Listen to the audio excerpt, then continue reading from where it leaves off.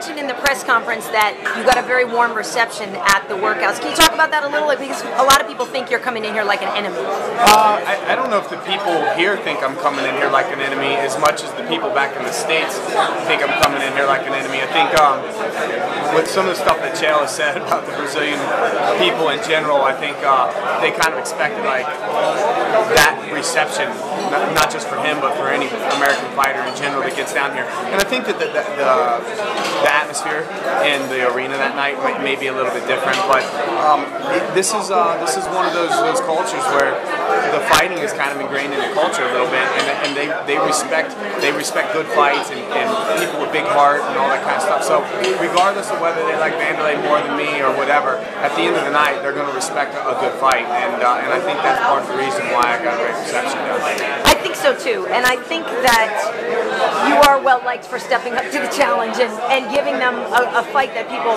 are going to enjoy, kind of at last minute. So it was, after Vitor broke his hand, and the people in the States, there are I saw a lot of stuff on Twitter, like people are like, I don't really care about this fight, but what people in the States don't realize is there is a lot riding on this fight here for the UFC to expand in Brazil. They had an entire season of a television show build up to Vitor and Wanderlei. So when Vitor gets hurt and he pulls out the fight, you have to be able to replace that with a good quality main event. Otherwise, this pretty much, the season end is not the pinnacle of what's been going on the whole time. So you're in a situation where, and like I said, Wanderlei and I become friends, so we're in a situation where do you let this completely just flush down the drain, or do you take a fight with your friend? And there's so much riding on it with the TV show, the UFC is an organization, so you do what you do. So what does a victory over Wanderlei mean for you at this point in your career? Another tough fight. I mean, gee, you know what I mean? Yeah, the last one was a 15-minute fight of the night, 3 rounds, and this one is now five rounds, so it's 10 more minutes of just getting beat on, Because he's going to bring it. I mean, that's the thing. He's going to bring it. We're in his backyard, so it's only going to be more amped up and more exciting, I'm sure. And lastly, from the time that you heard about Vitor's injury to the time your phone rang, how much time elapsed there? Less than 24 hours. Oh my God. Less than 24 hours went by, and it was about 24 hours after that I confirmed that I would be taking the fight. And then from the time that I confirmed, I made a phone call at I hung up the phone at 9:41 at night, and I was already on a plane at 9:25 the next morning, headed back home. And you were in Singapore, you said? I was in Singapore. I had gone down to Singapore to train at Evolve MMA. They had a great camp down there. I was basically going to split my camp, half there, half home. They have a bunch of jiu-jitsu black belt, champion grapplers, a bunch of world champion Lumpini, Muay Thai fighters.